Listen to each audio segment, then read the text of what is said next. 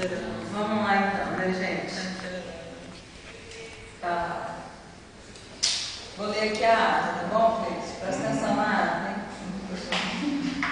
Aos 13 dias do mês de julho de 2011, às 13 horas, reuniram-se na sala 109, ED1 do Centro de Ciências Jurídicas e Econômicas da Universidade Federal do Espírito Santo, os professores Adriana Eira da Silva, Desirê Cipriano Cabello e Elisete Cardoso, e o aluno Cleison Nazaro Maurício, e demais presentes para, sob a coordenação da professora orientadora Adriana Eira da Silva, proceder os trabalhos para a defesa oral do trabalho monográfico.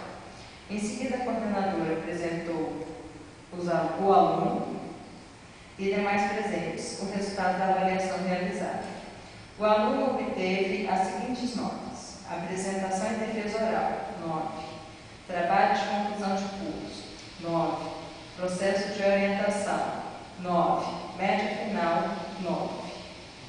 Obtendo aquelas observações. Né? Nada mais havendo a tratar, agradecendo aos componentes da banca examinadora e as alunas. Ah, tá aqui e as alunas, não tem o aluno não. A sessão.